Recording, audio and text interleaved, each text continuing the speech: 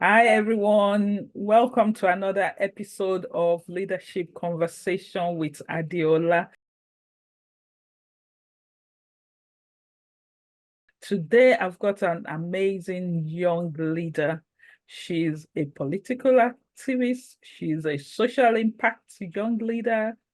She's very much interested in empowering young girls, and she's been doing that through the self-defense movement. And I am so excited to be able to talk to, an amazing and emerging young leader. Her name is Nankur Ramdur Pontip Ramdur.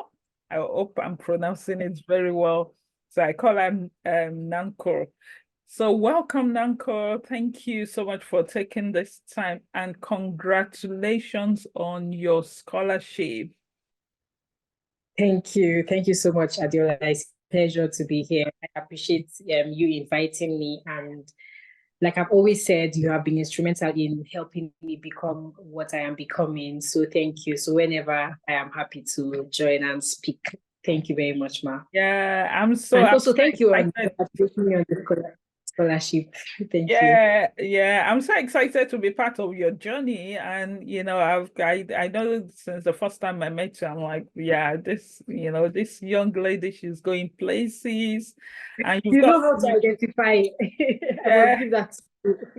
You know how to identify, yes, ma'am. Yeah, you're going places. And for me, leadership, is about people that influence others positively. It's not about position, it's not about, your age, it's people that are doing something inspiring, impacting lives. So what is leadership to you? Okay, thank you. Thank you very much once again. So to me, I believe that leadership is about directing and leading your own self first and guiding your course to the right path first before you can do that for others. I know most times whenever they hear someone is a leader, the person they're thinking maybe it's the president, the director, and then they imagine someone standing and then lots of people are down there and then they are directing them, do this, and commanding them, do that, do that. I don't believe that that is leadership. I believe that it starts with leading your own self, with directing your own self and telling yourself what to do, the right things to do first before you're able to do that to other people. I also believe that that's also one of the reasons why we have poor leaders and then corrupt leaders is also because they haven't been able to manage themselves first before being able to manage other people and direct other people in the right path that they should follow. So, for example, if you don't think that being truthful is a right character, or saying basically, for example, like being truthful to yourself, you don't believe that you can lie to yourself and to other people. Of course, you will be able to promote that with the group that you are in. And other vices that are also happening, I believe that these people are first of all doing that to themselves before doing it to other people. So for me, I believe that leadership is about guiding yourself first to be a true leader and a good leader, is to direct yourself first before you can be able to transfer that. So you can't give what you don't have. So transferring what you have before, what you have in yourself before doing that well to other people. So it's about directing yourself first. For me, that's why I see it as. Thank you. Thank you. You. Leadership is a lot of things to different people, and it's really interesting hearing you say, you have to lead yourself before you can lead others. So let me ask, who has inspired you as a leader? Well, for me, I actually think my dad and my mom have actually inspired me, first of all. In everything I do, I just see the way that, because, okay, so sometimes people just want big things, big things, big things. But for my dad and my mom, I see how with the little things that happen, they support it, because I also believe that leaders are people who also support the people that they're working with. So that's why we have people who are in groups and then they can't keep moving up because they are saying, okay, maybe the director doesn't want to help them move up because they just want to be there. They just want to be the mark. They just want to be the statue and the person up there. But then my parents have seen how they have been able to direct myself and my siblings. Yes, just the four of us, I can see how they have been able to do that, share this to this person, share this to that person. And I feel like it's a very, very great virtue as well. So I have been able to learn leadership from them. My dad and my mom went to be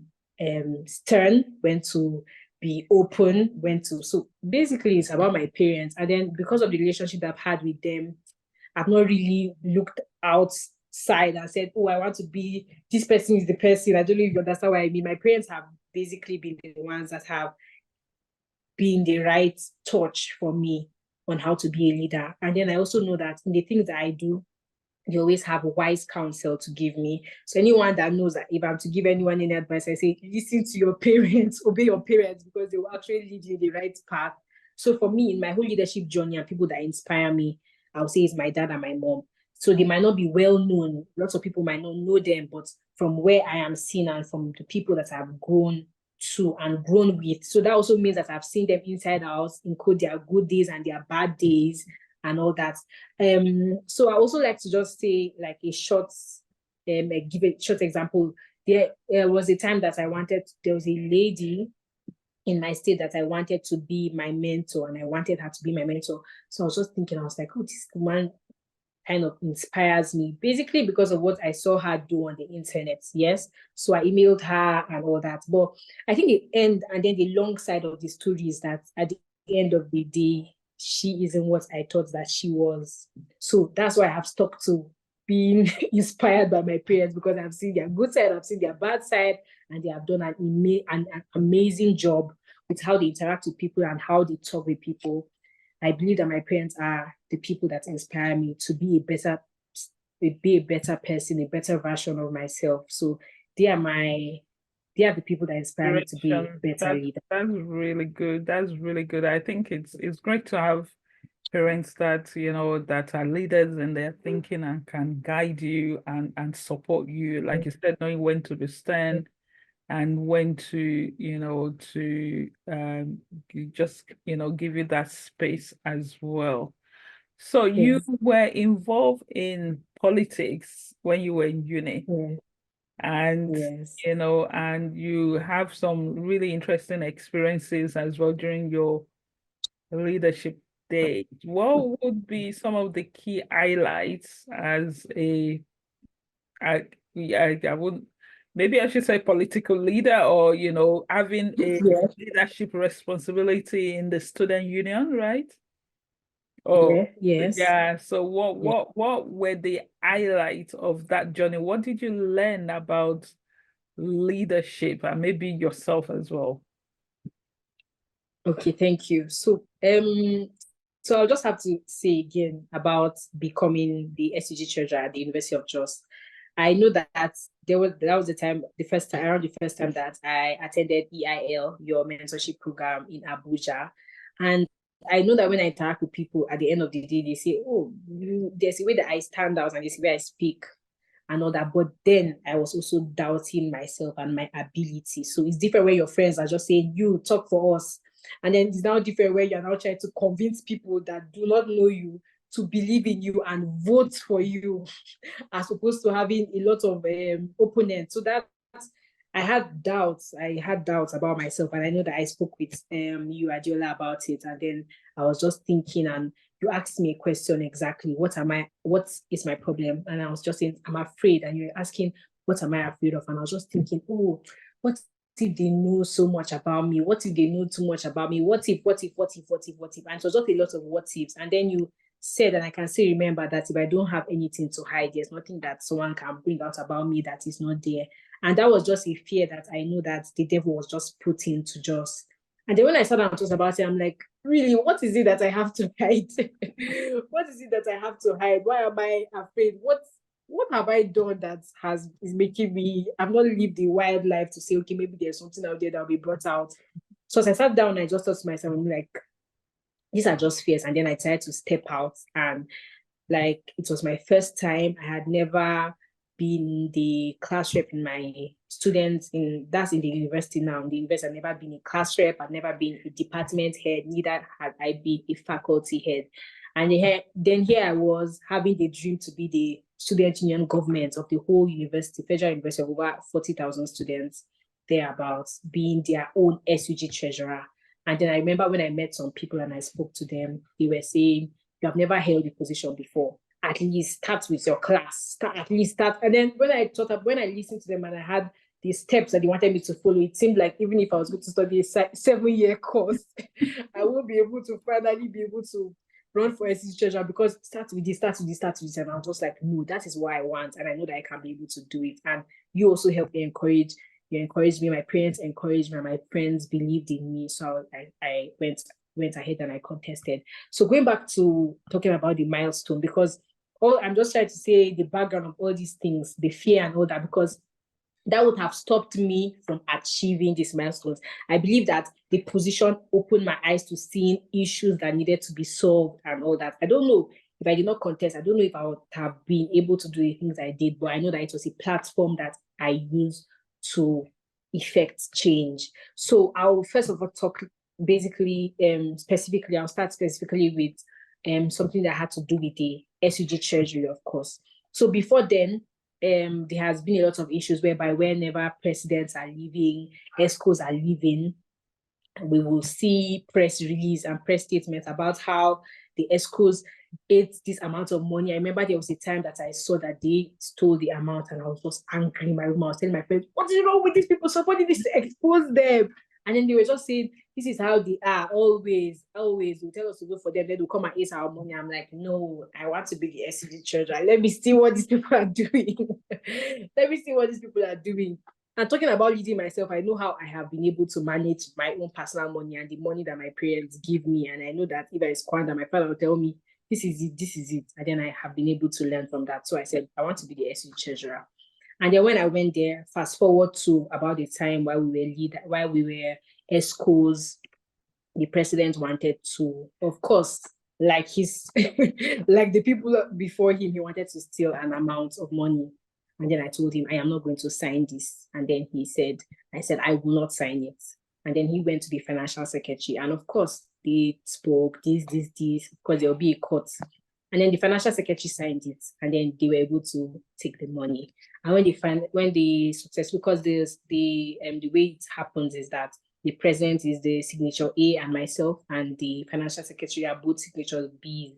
So he can sign with either of us. Okay. So yes, so they were able to sign, and then when they did it, I'm like, oh, that's fine, that's okay.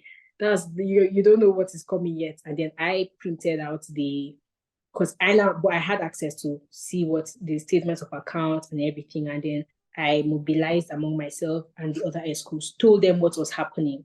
So I was not just somewhere saying, these people, what they did is bad. I'm just holding it to myself.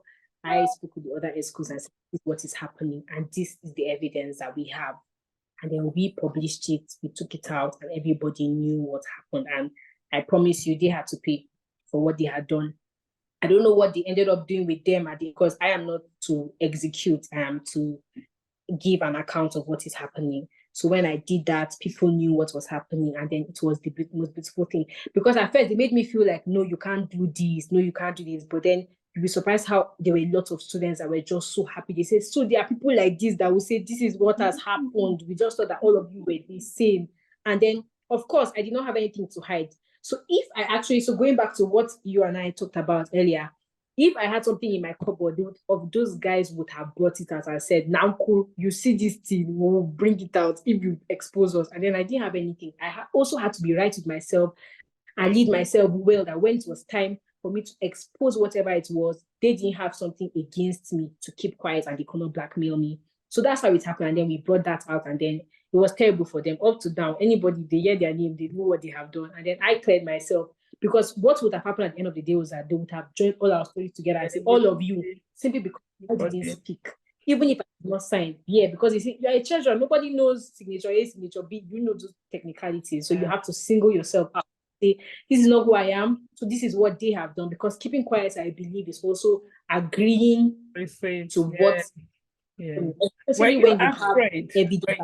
Were you afraid though when you did that? That maybe because people are so afraid on campus with all these gangs and stuff like that. Were you?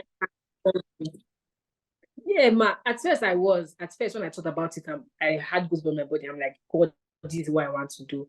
But I remembered that press statement that I saw earlier about those people and how they put the dirtied everybody in the schools. And sometimes when the university hears it, you won't be able to graduate. You will just be there till you pay a lot of processes before you'll be appearing also chamber. So I just said, no, this is not who I want to be. I have a long way to go. This amount of money cannot soil me. And I've not even eaten from it. So please, I don't want any problem. So that is how I was able to just take my stand.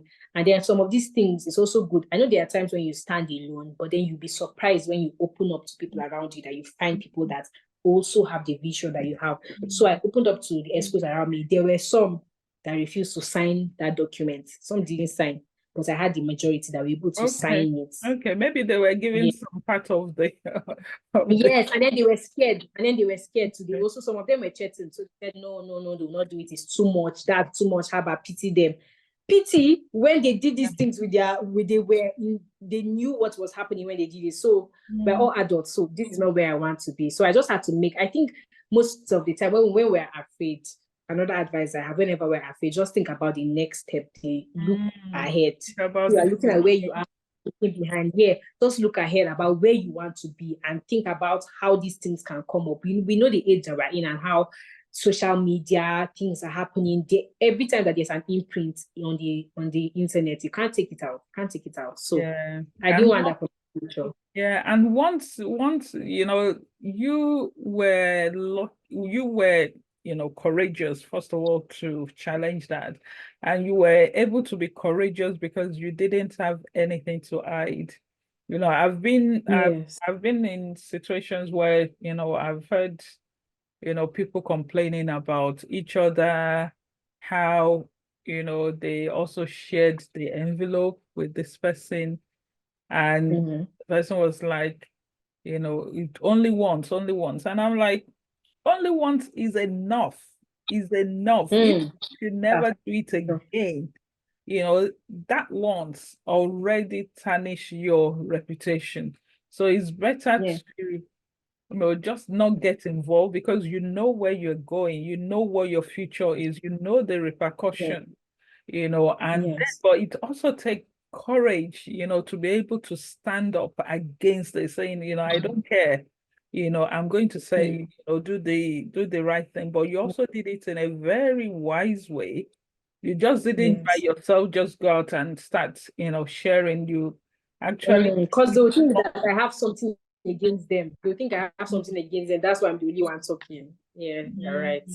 That is really amazing. That's, you know, that is courageous leadership. And you know, sorry to cut you short. I also have to say that I remember so my dad's an accountant. I remember that when I was thinking about this and I was sharing my dad, he was the one that was advising me on what I needed to do. So he said, you need to bring out that bank statement, let them see what it is. And you also need these other people to sign with you so that they don't later on abscond and say, no, they didn't. So they sign, you write your name, you agree that this happened and you are not happy with it. So that's all. So you'll be surprised. I still have the documentation of all these things that actually happened in hard copy, apart from posting to social media as well. I also have it in hard copy for next time. That's very wise, Dad. And you've already said that, you know, you were inspired. You are, you know, your parents are one of your inspiration with wise counsel. And you know, I know that, you know, even for young people that don't have that, you know, mentorships can also help them to have that. So you are, you know, you are the team lead of the self-defense movement. Tell us about that. What is that? Okay, thank you. So I was also going to call that out about among my milestones. Yes, so the self-defense movement is basically a team of volunteers. So yes, we're not registered yet and all that, all the documentation, but then we're a team of volunteers that teach girls how to defend themselves against sexual gender-based violence in our communities. And I started it while being the SCG treasurer, and that was during the COVID-19 period while we were all home. And then I attended Federal University, and we did not have the capacity. Let me say, my university did not have that to be able to have virtual classes. So once there was a lockdown, you are not having, nobody is talking to you, nobody, we couldn't have that. So around that time, I was just thinking, okay, so now I'm at home, I'm supposed to be the SC treasurer. And you know that when this also happens too, time is passing. Before you come back, they rush the whole process and then you will leave. And then what have you done? When you're telling people, oh, COVID happened, this happened, people just look at you like, they just give you an excuse, you do not want to do anything. And we already know that there's already little trust or little or no trust that Nigerians have in their political leaders, and then they have also been able to bring that down to their student young leaders and any leader at all. Just say, we are all the same. That's what they'll say. So no matter, even if you have a valid excuse, you have to do something. So I was at home and I was just thinking, what can I do? What can I do? So then around that time, there was a lot of news about how rape and sexual assault was a shadow. They call it a shadow pandemic or shadow epidemic. So it was quiet. So we are fighting COVID-19, and then all these are happening because now survivors or victims were now locked up with their predators, and then they did not, this was happening, and then people did not know, and then they couldn't leave. So then I just said, okay, this is what has happened. So around that time, I joined Walks Against Rape. So whenever there was an opening for us to go out, I'll go out. We'll have walks, say no to rape, hold placards, do this, do that. And then while I was there, I was just thinking, I'm like, okay, so this is what we have done. And then we now go back. And I'm like, okay. So then lawyers are doing their own for advocacy for more jail term and more punishment and all that. And then I was just thinking, and then I studied history and international relations, so I was not a lawyer to be able to help them continue with that.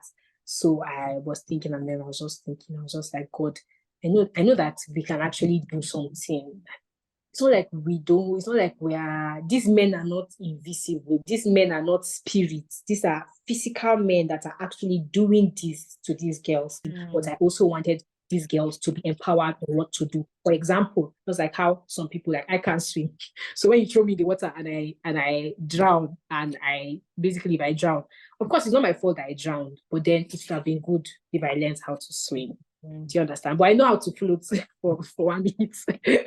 So it would have been good if I knew how to swim to be able to help myself. But then if I drown, well, okay. So I just decided that I wanted the girls to have an agency and know how to be able to defend themselves against this thing. So I began research, thinking about, and then whenever people, so when I thought about self-defense, of course, because I didn't have any knowledge about it, but I started research, and then most times we just see kicks, people just throw, they don't think about Chinese and fights. And then I was like, no, I think that there can be more to self-defense than just throwing the punches and all that. So I did more research, and then I have what I call a holistic toolbox on how they can defend themselves. So we have physical self-defense to teach girls. So, okay, so what about the girls that are not able to afford to go to a martial arts class and throw those punches, don't know what to do? So now most times we just throw a weak punch, just slap. We now want to teach girls how to use what they have. So, like I say, then teaching them how to use what you have to defend yourself. You can use what you have to defend yourself. So, okay, I have this barrier. What can I do with it? Is it just an item for me just to write? Okay, I have this hairpin on my head. What can I do?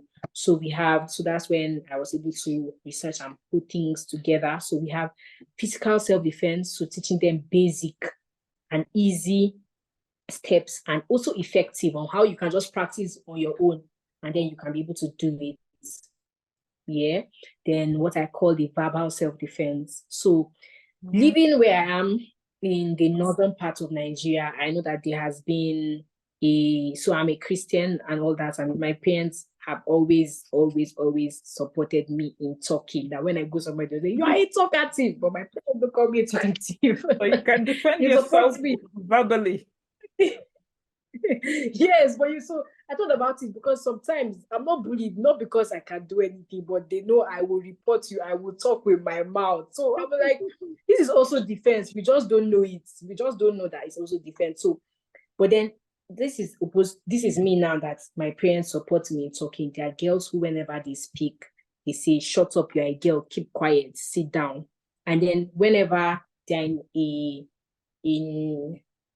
about to be abused or whatever, they just think that I don't think I can say no. When he says, shut up, you can't talk. So they just think that they don't have a voice. Do you understand? So I also believe that teaching girls verbal self-defense was also going to help them on how to have a voice and how to be assertive and how to speak for themselves. This is happening to you. And then you would report, say something, just say something, say no, say this.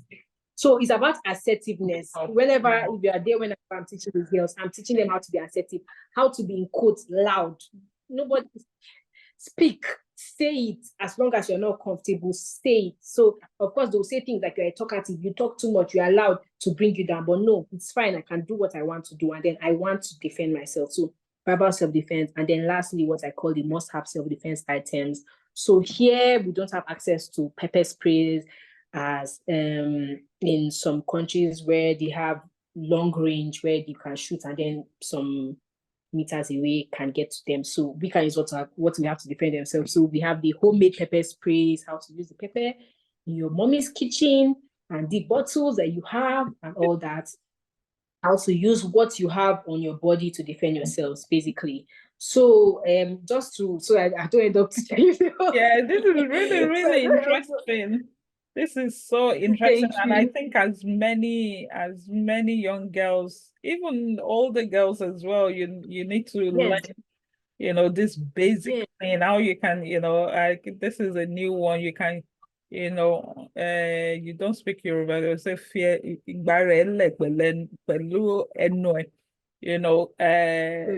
save yourself with your mouth. Yes. Yeah. Oh, it's an adage in Yoruba. That's Yes, and I interesting. did, yeah. Because people that can, talk themselves out of trouble, out of any challenge, they will just talk. I That's love, verbal would love self-defense. to.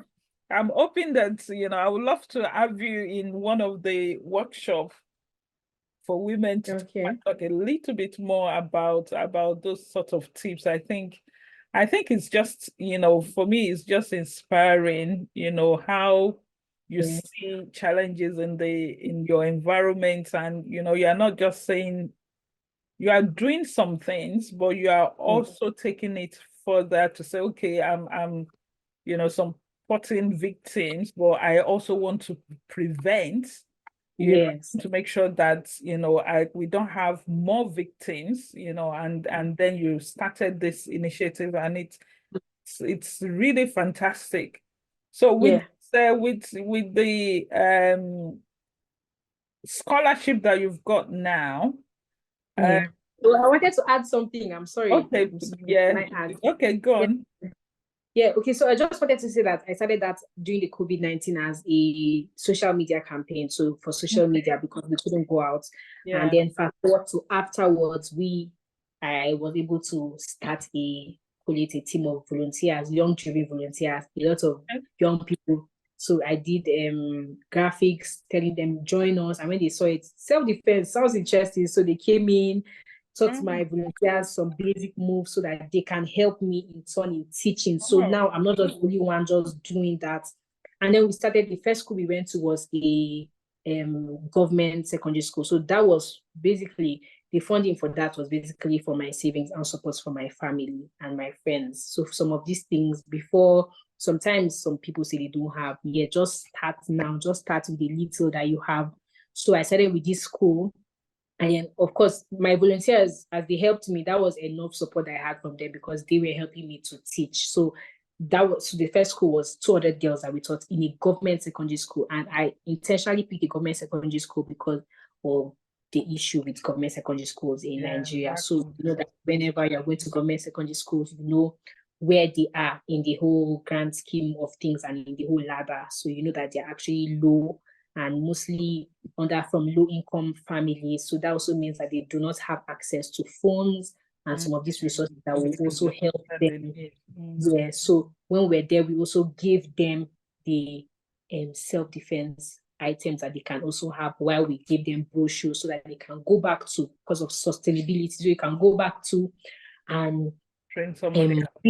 yes, so there were also helplines. So I also collaborated, because here, when you are new and you are starting something and you go to any organization, if you ask them for money, they will not give you. They'll think you're a beggar, because of course they have had other people come and ask them and then they don't do anything. I don't blame them. So I came from another way, like, no, I don't need your money, I just want to partner. I know that you have helplines. Can you let me display your helplines in my videos and in my brochures? And then they're like, yes, because I'm also helping them bring people, because they are finding people. Yeah, so they are not going out there. I'm out there. Let me help you. So this is how I was able to partner with them. So they didn't think like I was drawing out from them, but I was actually getting something out of them, because I'll tell the girls, if you're in trouble, call this line. And then we even have a so the Nigerian female lawyers association, I've forgotten what they call them now, but then they are female lawyers, and then they do pro bono services for victims and survivors. So some of these things, so it was really interesting. And I have to say, so far I've taught over 500 girls how to defend themselves from the time that I started in public schools. And it started small, but now I also have specifically, now for an organization. So the 2 times I did it was from my savings, and then I started getting support. But then the last 2 outreaches that I had around February, March, it was an organization that reached out to me and said, oh, we hear and we see what you're doing, and then we have girls and we want you to teach them. So let us have a budget of what you need to teach these girls. Wow. You didn't invite me as well. Yeah, you didn't let me have a blessing in what you're doing.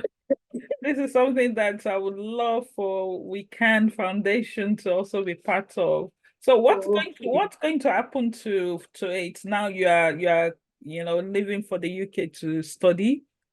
Yeah, so it's a lot of things. So that's also a challenge for me that I have seen. So beginning now my volunteers are mostly students from the University of Jos and students in Plateau State specifically. So now, from the time now that I've spent, some of them have moved out of Jos. So I was just thinking, so the last one that I had, so my siblings are also even volunteers. That's how much support I have from my family. So the last one that I had, this was for a smaller group of girls. So it was for 30 girls, and then I shared the classes into 4. So I was able to extensively teach them myself, and with the support of my teacher, who is also a volunteer as well. So that I have to say that has also been a problem. I see it as a challenge, because I'm also thinking about, okay, so what happens after I leave? I know my sister can actually continue. So, for example, now the organization called me, and then they said that they wanted us to do around September, and then I still give them the budget and everything. I didn't tell them, no, I won't be around, but I know that. Yeah. So and you'll be surprised how these young people just want you to say, I want you to do this. And when you tell them what, they will do it well. We just need the opportunity. But sometimes when we don't have it, we have to create it for ourselves. Yeah. So I'm also hoping that when I go to the UK and when I volunteer, I'm also hoping that I'm going to be able to do it. I don't know how yet, but I will seek counsel from you on how to do that. But then I don't know, I feel like I will be able to still do something while I'm there. So you can still have, I can say, oh, I also impacted in some children's life here. That would be also a challenge. Yes. That would be great. I can connect you with an organization called It's a Penalty. They work in university around safeguarding, because that's similar to what they call it. And they are looking for ambassadors in uni, that they will train, and then you will be able to recognize. Though it's similar, because it's about, sex trafficking, the modern slavery, especially on campus, because when foreign students come, they run out of money. Yes, they get into hands of people who will start using them, and so they teach you how to recognize and what to do. And I think this will be very much in line with your area of interest. It's another level, not young girls. Also a good skill as well while you're there. So I can link you up with the organization. I'm not sure whether they are in Coventry, but I will definitely link you up. And as you're speaking, I was also thinking about how, when you're talking about trafficking and how to recognize them, I also believe, and I know that sometimes in this trafficking, they also kidnap and they also pick them forcefully. Yes. Yeah. So they also So they also need self-defense. So that's where I was about to. Yeah. So you definitely then, and I think you can contribute to that. I'll link you up with the lady. And the other Okay. thing, there is a platform that I support. It's called London Metropolitan Forum. It's a Okay. platform for young Christian adults. And I think Okay. you can, you'll also, I've sent you the link. It's remote, yeah. So, but it's based in the UK. So I think that's also a good platform to connect with as well. I Okay. think definitely some of the skills you've learned will be useful there as well. So yeah, you're doing amazing things, and I can talk Thank you. and talk and talk and talk with you. But I know you also have to do Yes, as yes, we can. well. You know, Thank you. part of what you've spoken about for me when I look at you as a woman, you as an African woman from the north in Nigeria. Well, I think it's towards the north, not north, but Yeah, not central. it's, Yes. you know, and some of the things that you've already started challenging around, the corruption and evil that's been done against girls. Yeah. How are you expecting any glass ceiling? You've heard about the concept of glass ceiling. Yeah. You Yes. want to, barriers. I know that because you are quite a visionary, you're looking forward. Is there any glass ceiling that you are planning to shatter? I'm really interested in that. I promise you, as you asked me this question, I had goosebumps on my body. I'm excited. I'm excited to shatter glasses and glasses. Those kind of things motivate me. And I think I will have to say that most recently, a glass ceiling that I have scattered.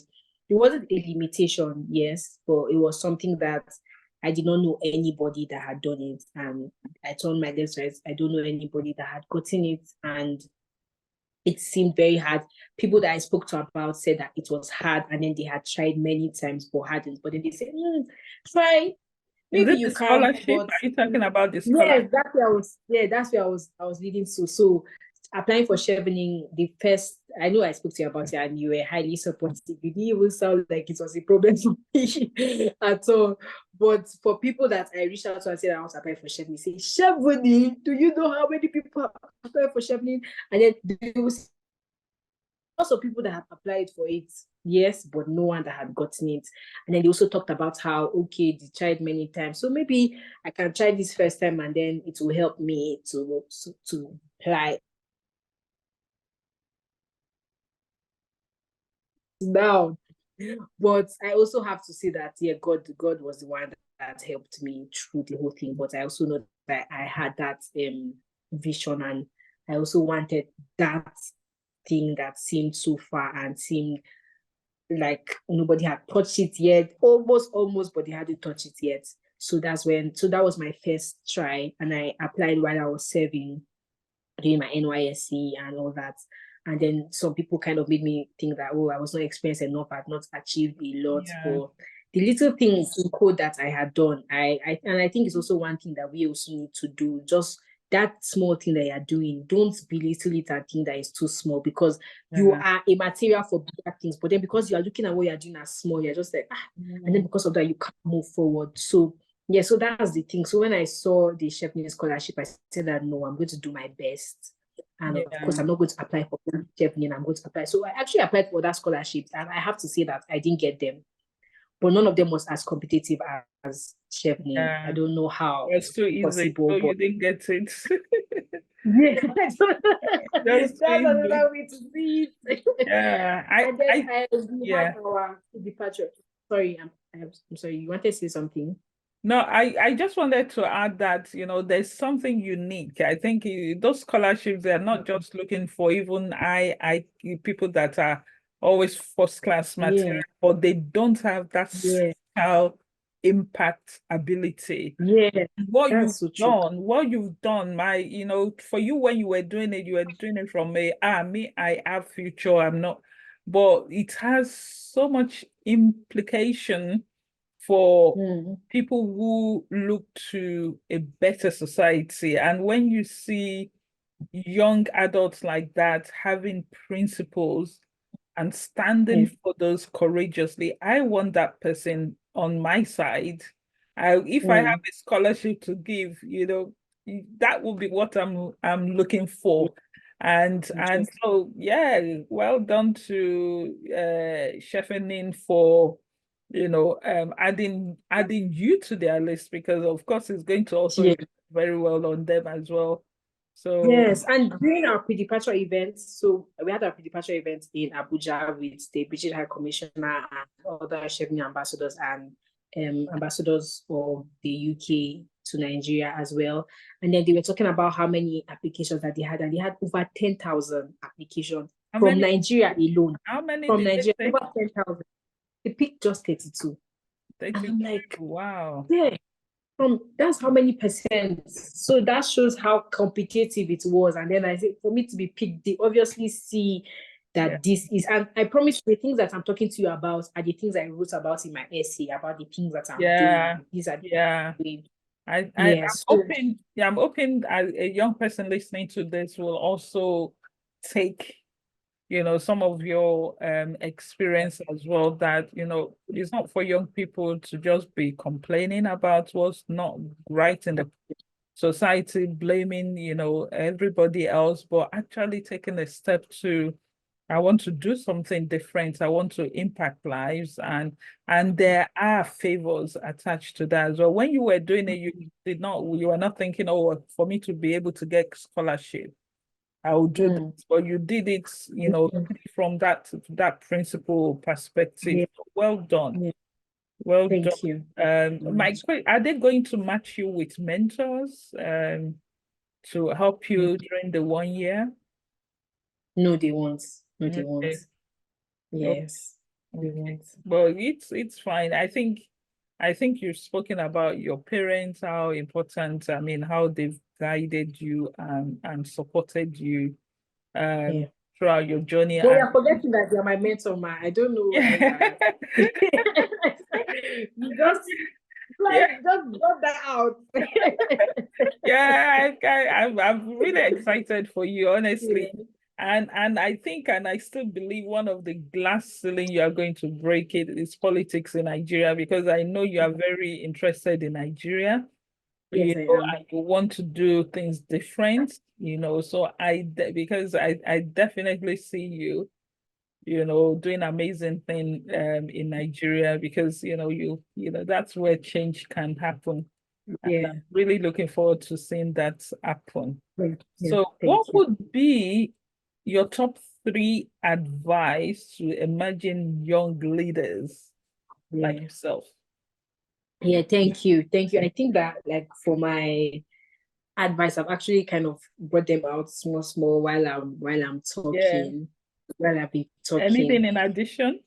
Yes, yes, yeah, where I will also accentuate on that as well. But then I think the first thing I want to say is actually about being yourself and not. I know that in this generation that we're in, it's so easy to want to turn your tongue to sound differently and get the best when you are not yet there, or look like you have what you don't have yet. So you want to sound and look like you don't have what you have yet, and you are not prepared for yet, but you want to be lavishy and the flashy stuff. And I think that because of that, there have been a lot of people that are not true to themselves and do not even know who themselves are. I will not say I know myself 100%, but I know to some extent principles Really? that I have, things that I will not do, and things that I can do. And I'm also growing to be able to be firm and also develop myself more. So I think that the first advice that I have is for young leaders is for you to, first of all, know yourself first before you know the other things that happen in the whole world. Know yourself first. And after you know yourself, be true to yourself and be yourself. So when you go somewhere, if it's not something that you cannot do, please don't do it. If that's not, because you will just end up being unfulfilled and you just feel like, I would have not even done this. Then why did you do it? So I think it's also about just being yourself wherever you go to. This is what I can do. I can even remember doing my interview when I got was just like, God, I made some things like I said some slangs that we say here in Jos, and I said in the interview, I just say, oh, I'm sorry, and I just said, oh, I'm sorry, and then after I was done, I was like, hey, I have messed up. What did I do? Why did I say this? But then I was actually just being myself, and I also have to say, during the pre-departure event, I met one of the interviewers, and then she looked for me, and then she just said that now she was looking for me in the crowd. I when she saw me, she's like, "You're Nankur, right?" I'm like, "Yeah." She was like, "I interviewed you, and you did it very well." And I'm like, "Ma, are you sure? I know I made a lot of mistakes." She was like, "No, you didn't. You did very, very well." And then we knew that we are material. And then that was just me being myself. As I'm talking to you, that's how I was talking with my hands and making gestures. And so just be yourself. You'll be surprised on how people are going to be interested with that uniqueness.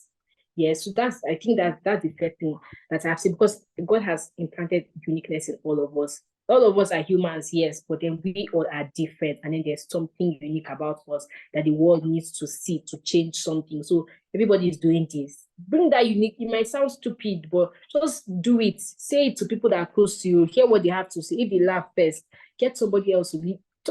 Let me know. That's firstly, I think that you should be yourself. And then the second thing I have to say is just start now.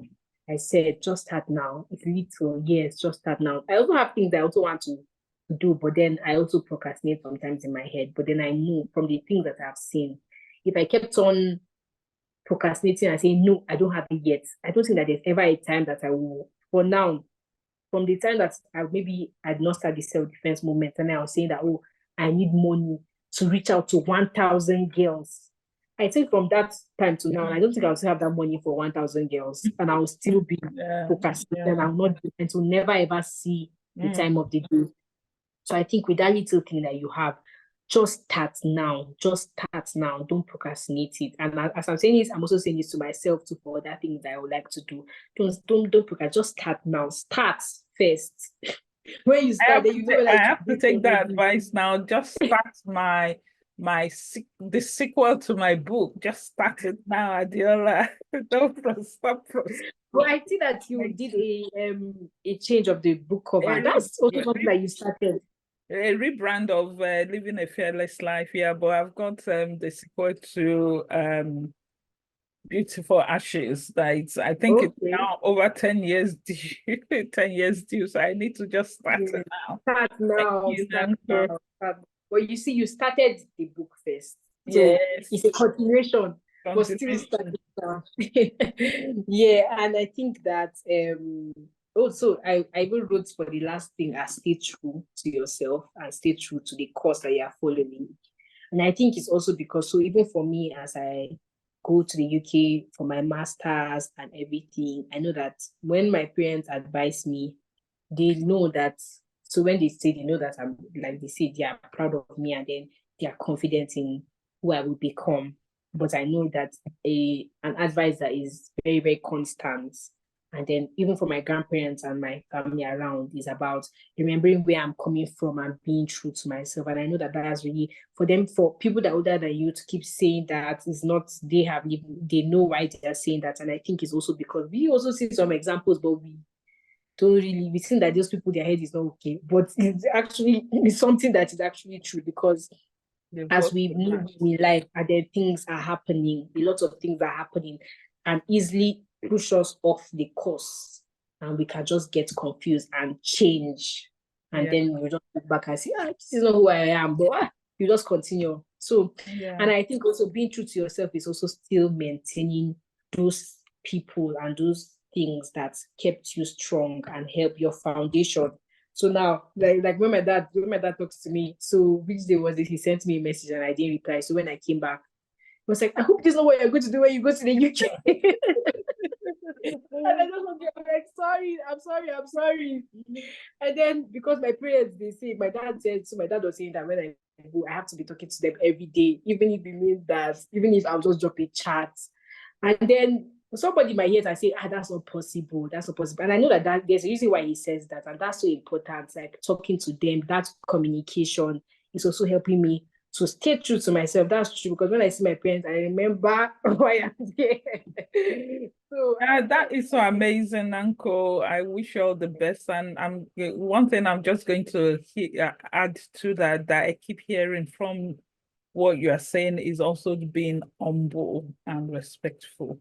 It's not a lot of young adults today that will keep their parents in mind, even understand why they're saying, make sure you keep in contact. You see the positive way that this is about, helping you to stay true to who you are, and also communication as well. Somebody else would think, oh God, these parents are so controlling, they want to be monitoring. But you saw that in a positive way, which is amazing. Really, these are leadership skills that, even adults, not every adult leader actually have that. So I'm so proud of you, and I know you're going to do very well. And I'm looking thank you. forward to welcoming you to the UK.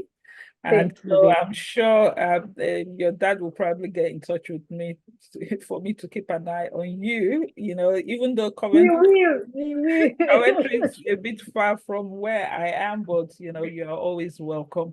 So Yeah. thank you so much for taking the time. I And enjoyed this I, conversation. I wanted us to continue talking, but you said this for 45 minutes. So, well, I'm happy. I'm happy. And I know that I always reach out to you to say something. You always have something to tell me that is also going to help. Yeah. So I also want to thank you as well and appreciate you. I don't know. There's no way I can thank you. How can you? yeah, anyway, just thank me by being the best that you can, and just saying you thrive and excel is Yes. enough. And I know that young people listening to this as well will be inspired. So yeah, thank you. I think you should be on LinkedIn, right? Yes, I am. I Okay. actually started I recently started seeing the importance of the app, so I'm really trying to Oh, utilize it as okay. yeah. So we'll share Nanku's LinkedIn detail at the end of this clip, so that anybody that do want to get in touch with her, you can get in touch with her. And so yeah, looking forward to the next leadership conversation with Adiola. So thank you for joining us. Bye. Thank you. Thank you, Thank Nanku. you so much. Have a good day.